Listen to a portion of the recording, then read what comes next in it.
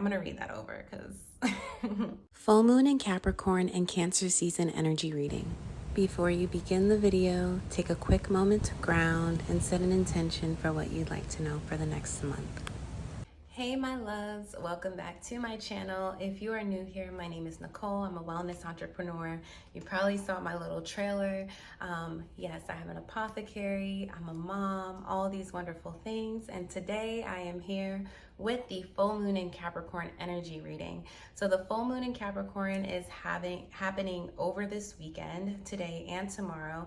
And I wanted to do a little energy reading, giving you guys writing prompts, self-care, themes, human design gates that are in correlation with the full moon in Capricorn, as I feel like it'll be really helpful in guiding you through the energy of these transits and having a really productive week, a happy week, and a successful week.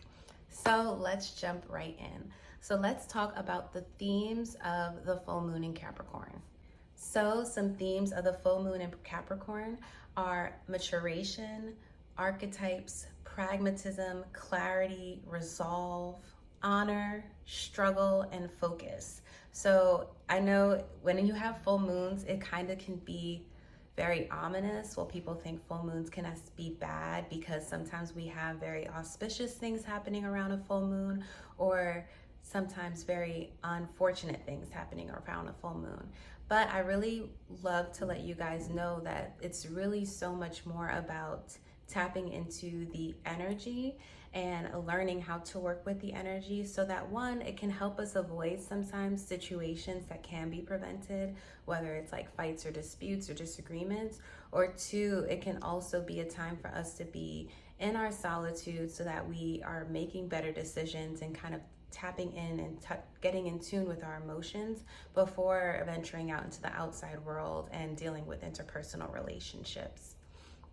So with these really heavy themes, let's talk more about the energy, overall energy for this month. So as you guys know, I do these videos in conjunction with my IG posts. So I do like graphics and I post about the energy through the graphics. And then I also, because I have the graphics, I've already written out my thoughts. So I'm gonna read you guys what I wrote for this energy, and then I'm gonna talk about it a little more. So it says, this month we can reflect on the expression, do something different to get different results. We are at a turning point of the year, but also in our awareness and our collective consciousness. When you know better, you can do better. Reflect on what you know this month and how this new paradigm can be contagious. The energy of change is infectious and it's also dynamic. Be aware of opposition and struggle affecting your newfound changes and identity shifts. This Cancer season is a great time to check in with our mindset, our emotions, our internal world, and how our beliefs can impact our vision. So this is huge. Our attitude determines our latitude, and this is the energy of gate 39. I'll talk more about the human design gates later, but when we have a negative paradigm or negative perspective on our world, we tend to react from that place. And not to get ahead of ourselves, but I do want to speak quickly about gate 39, the fact that it is transiting our sun this week, and it's the gate of provocation, also of liberation. And what this gate actually is connected to physiologically is the adrenals. So when we think of the adrenal glands, we are thinking of our physical body and how our emotions store the trauma. Our emotions, or our physical bodies, store the emotions and the trauma, and thereby in every new interaction we are responding off of that previous emotion that might be still stored in our body. So that is really something to consider. And we know the Cancer, literally, when we think of Cancer season, we think of Cancer being the zodiac sign of the crab. It has a hard exterior and a tender, soft inside. So similarly, we want to think about like the full moon in Capricorn in that same energy of this hard exterior, or this very action work oriented self, now needing to understand the deeper layers of our body, our emotions, our trauma, and in order to move into a new timeline and surpass how we've previously been. So the overarching theme I want to talk about is, or like I usually come up with a mantra, is the archetype. And we are going to talk about becoming the archetype, because that is really what this energy is about. It is about becoming the answer that we want to see. It's about no longer seeking. So this gene key is part of, or gate is part of the ring of seeking, the codon ring. And that goes back into our genetics and yeah, I'll explain more about the genetic codons, but it basically, the genetic codons, if I mention genetic codons, I'm referring to the same 64 gates. They just fall into the 21 codon rings that have to do with our genetic codons and our genes. Hope that doesn't confuse you, but I really do like showing the connection between the spiritual and esoteric of human design with the science and the epigenetics of it, because that is how we really see the interdisciplinary beauty of the system, but also see kind of like what the leading edge is. Like, how do we surpass where we've been without combining all the elements of the different arts and sciences to move us forward as a society. Another mantra I wrote for this month is auspicious times, because if you guys watch the full moon in Capricorn oracle video I'll be putting up, the first card I pull is about a change in the wind. It is very auspicious times right now. Things may change in the blink of an eye. So it's exciting because it's something to be ready for, but we also have to think about, is my body, is my nervous system regulated and ready for the things that I want? There's a book that I read called The Upper Limits. I'm gonna tag that book below because it's amazing. I didn't realize in the last 3 years of my life, I conquered so many of my upper limiting beliefs, and I didn't realize that I created a new benchmark for myself and my life. And with doing so, I now have new upper limiting beliefs to conquer. For me personally, that comes around money, career, social status, because in the last 3 years, I've been able to give birth to a child, conquer my fear of birth, fall in love with someone and have a child with them, so find love and have partnership. I've also been able to create freedom and work on my creativity with my YouTube, my apothecary, my lifestyle, creating a lifestyle that fits for me. So now the other part of the puzzle piece is understanding the career finance aspect and really seeing the success in that. So if you are someone who is also going through that, know that you're on the brink, right? Because if you're watching this video, you clearly resonate with the things I'm saying, but also energetically, there is some sort of connection, right? That this came up on your feed. You might be going through something similar. So with that, expect change. Like, it could be anything. Like, sometimes people find out they're going to be moving because they randomly get a call from a job that they never remembered applying for, and now they have to move like across continents. So things like that can happen this month. Be expectant, be hopeful, be open. We also have Jupiter in Taurus, and there's a trine. So there's a few planets in Taurus right now. I think we also have Uranus in Taurus. So we have very expectant energy for material wealth, sudden changes in material wealth and creativity and what makes us money. So we have in Taurus, we're talking about music, art, fashion, these things that may have been really hard to create wealth or income in may now be super abundant for you. So if you are someone who's a creative and in a creative flow or process, be trusting of that energy, move forward, know that the transits are here working for you. And I'll talk again more about that with gate 39. But when we have these planets or these gates transiting, it's literally auspicious energy to move in that direction or to work with that life theme. So think about that. Finally, now let's jump into the human design gates and transits. I always say I'm gonna wait till this part of the video to talk about it, and then I find myself bringing it up sooner because the transits are just so filled with information, right? And that is kind of what I do, is try to decipher and also poetically express what these gates, these life themes are showing us and telling us. So human design gate 39 will be transiting in our sun. So the sun is 70% of the neutrinos, or of the planetary energy that is transiting. And with that, it is very much the overarching life theme that we should be experiencing, or would be experiencing during the coming week. So with the sun transiting gate 39, we are focusing on liberation, and liberation of the spirit, of the soul, of realizing that the answers are within ourselves. So now let's talk about, let me go into the energy reading that I wrote for this gate. So it says, as we move from provocation to liberation this week, we feel the energy to push boundaries and put forth effort. To provoke is to put force where there is pressure. This energy creates dynamism. So it says, as we move from provocation to liberation this week, we feel the energy to push boundaries and put forth effort. To provoke is to put force where there is pressure, and the energy creates dynamism. So dynamism is a theory that phenomena of matter or mind are due to the action of the forces rather than to motion or matter. Similar to gate 55, the gate of spirit, gate 39 is of soul liberation through force, which is provocation. When we choose to become our own archetype and stop seeking, this is when we become liberated. So I'm going to talk more about that, because this is so profound, because I feel like when you truly understand this, you have true freedom.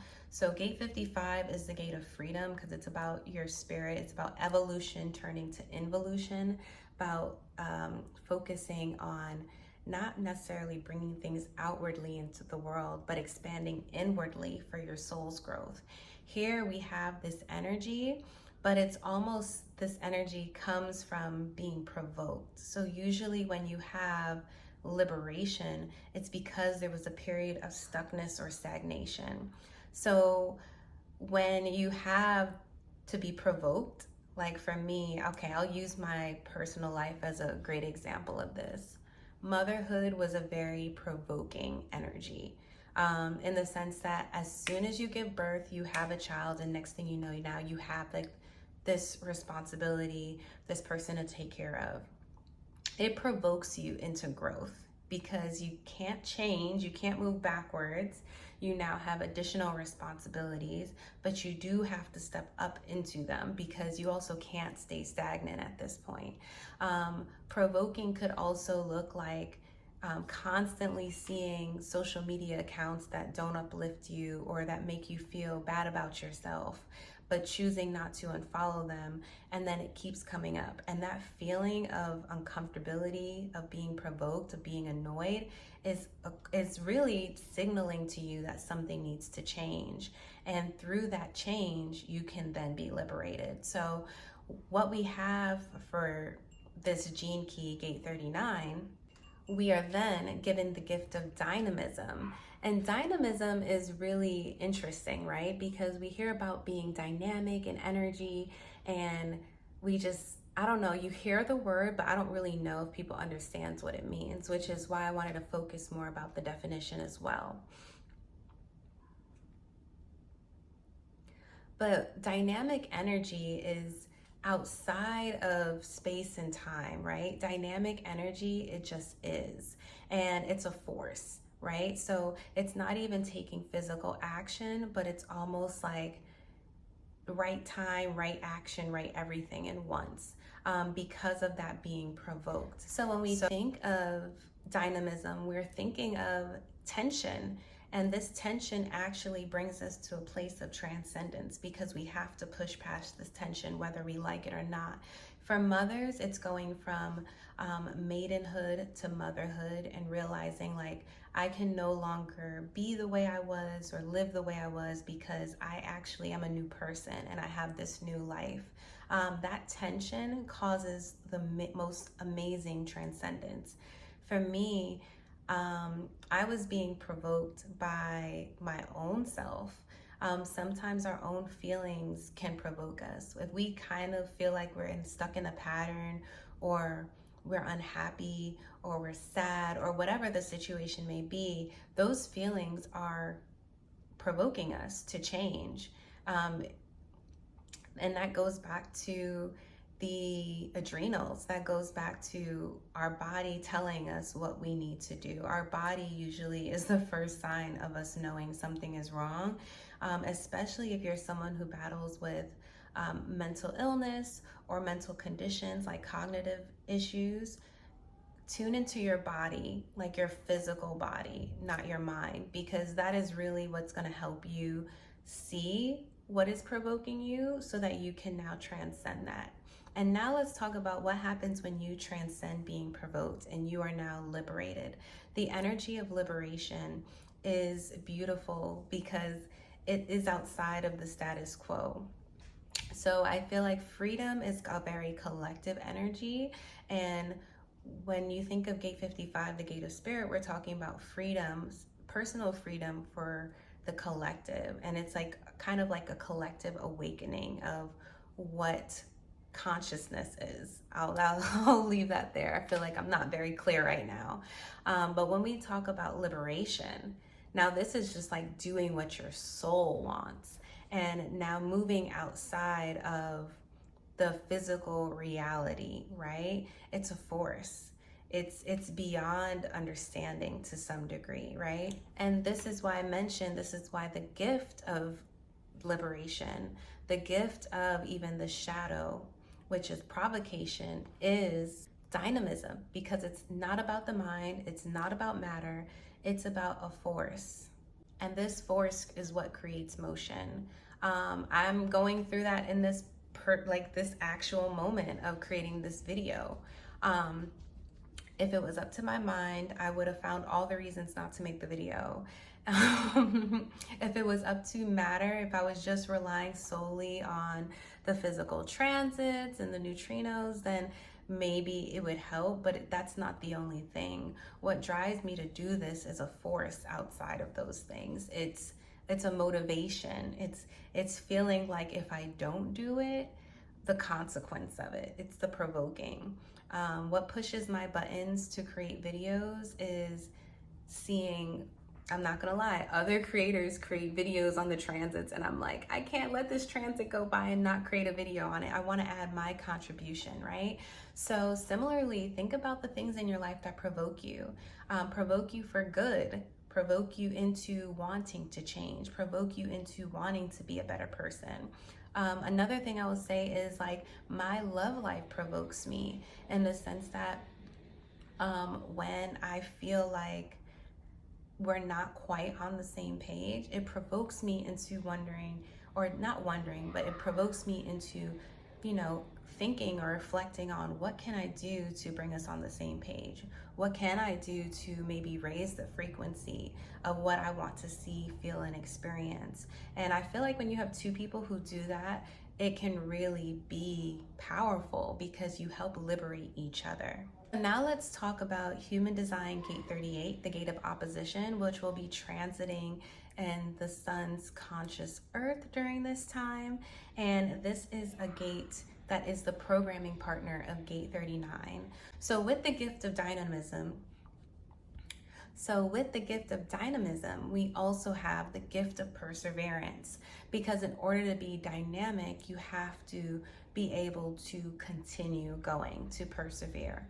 And even when we look at these gates, Gate 38 and Gate 39 being programming partners, we have Gate 38 having the shadow of struggle, and then Gate 39 having the shadow of provocation. With provocation, there's always a struggle, because it's a button pushing means there's always the opposite pushing back. So when we have this energy of opposition, it helps us step into our warrior nature, our warrior spirit. So I will read my Human Design Energy reading that I will be posting on my Instagram on Gate 38, so that we can now reflect on these two energies in relation to each other. So it says, opposition is a force that permeates the world. Without dark, there wouldn't be light, and vice versa. Understanding the beauty of opposition is to know the nature of the warrior. What makes the warrior acclaimed in battle is the warrior's ability to die in the face of persecution, and it's for the sake of honor. This month, consider, what are you willing to die and give your heart to? What and whom do you honor so deeply you'll go to war for? Life is a physical and spiritual battle, so knowing what takes precedent is the beginning of knowing your purpose and what battles are meant to be in pursuit of. I really want to talk about my relationship with cannabis for this, because it is something that I am wondering, like, do I want to be a warrior of this?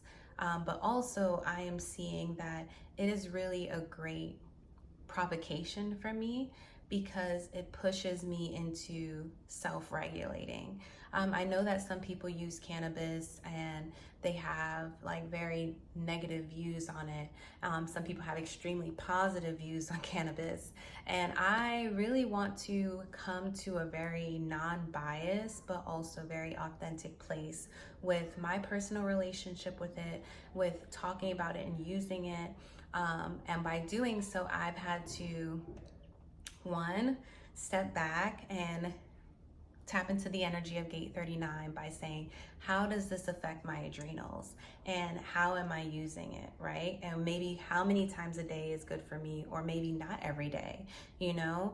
So think about that this month as you want to come into your personal archetype as who you are and identify yourself as someone unique that has a contribution into the world as a creative. You have to decide and make decisions for yourself on, what does liberation look like? What does destigmatizing my mind look like? But also, what is the truth about some of those stigmas? And how can I learn to create my own form of freedom, in the sense of I'm in balance, I'm not in a state of guilt or blame, because I truly know I'm doing what's right for my soul. So think about that. Like, you may love cannabis, you might love, I don't know, I'm trying to think of something else that, you might love social drinking, but you also say, like, am I drinking for the aspect of relaxing and creativity, or am I going to war, or like being a warrior for this, and it's not even something that is really fulfilling me at the other end of it, right? As someone who is Jamaican American of Caribbean background, cannabis is very sacred to me, and it's a medicine. I also do feel that I don't want to be someone going to war for it for the sake of just wanting to smoke every day and like be chiefin', because then that's not really my true focus. I want people to feel well, and I want to destigmatize it, but I also want to make sure that part of that destigmatizing is for the betterment of society, so that people can use it correctly and use it as a medicine. So that is just my little rant, but I wanted to bring that up because I do feel like as we get older, it's really important to know, like, what beliefs are worth dying for, in the sense of worth really going the long haul for, holding your values to, because at some point in your adulthood, you have to have beliefs like that shape you to become the archetype, right? I think Meghan Markle has a podcast called Archetypes, and these are literally people who have created, and archetypes tend to be very dynamic in energy, which is why they stand out, right? These are people that have been unique in their expression. They've been something we've never seen before, and in order to become an archetype yourself, you have to be able to kind of go against the status quo. And I think dynamism is truly being able to do that in a way that is abundant. It makes people think for themselves. That is the truly dynamic person. So I know I jumped around between gate 38 and gate 39, but I do really see how these two programming partners tied together really, really well this upcoming season, because the energy during this full moon in Capricorn, I feel like, is so strong for these two gates. So now let's jump into some writing prompts for this season. What behaviors do I identify with? Number 2, what financial lessons can I apply this season?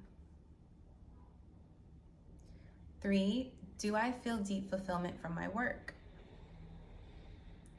4, how can I self-regulate this month?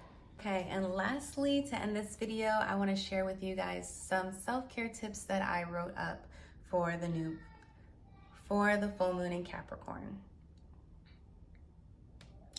1, buy an intimate toy. My friend is a affiliate with Bellesa, I think the brand is called. So I got myself an intimate toy for me and my partner to use. And this connecting or being in tune with our emotions, feelings, our bodies is really healthy. I know that if you grew up like myself in a very strict environment or just dealing with religious shame, things like understanding your personal body might feel pervasive or, considered dirty, but I really want you to think about ways that you can become more in tune with your body and understand the sensory aspect of your body, because releasing energy from these centers, these chakra centers that might be stagnant or stuck, is actually really healthy for releasing trauma in your body. So when you do it physically, whether it's through vibration or massage or aromatherapy, whatever the case may be, you also are tackling years of trauma and helping your body to decondition. So look at it that way. Next is study a skill set that's interesting to you. We have been very much in the mind as Gemini season has just passed, and I feel like we can continue building our minds with the full moon in Capricorn by studying a new skill and, doing the sit down, like writing and underlining things type of study. I feel like that deep study, kind of like we're back in school, is very pragmatic and it's very Capricorn energy. And it really is what makes people stand out. It's not so much the talent, the natural talent, but it's the applied ability to work, and it's the day-to-day studying and practicing and rehearsing that gets us there. Next is take a mountain hike. We got the goat. We got Capricorn as the goat, so we want to be in the mountains. The goat is always aware of what's going on around them. They tend to be great observers as they climb to great heights. So think about this month. How can you observe your surroundings and also kind of be a part of life, but also step back and see life objectively and also see your place in life. Next is sit in nature for a while. I've been going to the park and grounding. I think it's really, really great when you get a moment to sit in nature and really be rooted. It's a way we recharge. It's also a way our bodies can release trauma. And it's also really beautiful, like somatic healing when we connect with plants and nature, because we are interconnected. So before, I used to kind of like walk around and only say hi to people, but now if I pass a tree, I will like touch the tree or like connect with the plants and like, I see you too, like you're there taking care of me too. And lastly is look up productivity hacks. It is super, super imperative to know how to master your life in this season. People are using AI, ChatGPT, all of these like new ways of like hacking themselves. And you, as a human being, living a spiritual and material experience, you have to know how to be a master of the environment, the world you're in, to the best of your ability, right? Like, don't get caught up in doing a ton of productivity hacks, but I do think it's super, super helpful if you can even look up one productivity hack for the month. It could be like learning how to clean your kitchen more efficiently. And by doing this, you can learn how to save time. And with that time, you can put back into yourself, back into your family, back into your creative passions. So I hope this chatty video for the full moon in Capricorn has been super, super helpful. I'm probably gonna cut it around here. But yeah, I really just wanted to share with you guys my thoughts on the full moon. Again, also feel free to check out that other video I'll be posting. It's a shorter video with some oracle messages for the full moon. And yeah, I love you guys. I'll see you in the next video. I am shooting this on my iPhone because it's just quicker for me, but I also am learning Adobe Premiere Pro, so I'm excited about maybe switching to editing that way and maybe coming up with some cool things for you guys. But in the meantime, enjoy my videos, enjoy listening to me talk. Tell me what you think. What are you feeling during this full moon and new moon? And as always, I'll see you in the next video. I also do want to add the last two videos I either consumed canna or another plant medicine, and I'm noticing a physical difference in how energetically I show up on camera. So for me personally, I decided that although I want to show up as authentically as possible, I do want to come here a little more clear. And I'll keep the certain activities for off camera. I just think that everyone has a different relationship with cannabis, and I think part of my showing up was, hey, this is who I am and I'm gonna come on here regardless. But as I'm growing into who I want to be and my personal archetype, I'm realizing like I do want to destigmatize it, but part of that is making it seem like it's something someone would want to partake in. If I'm always on camera looking dry, eyes hanging low, no one's gonna see the beauty of cannabis. But if they can see that I can gather and have this deep introspection, and then I can now go out into the world and shine my light, then it's way more, I don't know. To me, that's what embodiment looks like. So, chatty much, but I love you guys, and I'll see you in the next video. And if you made it to the end, comment and let me know your thoughts. Or to the moon.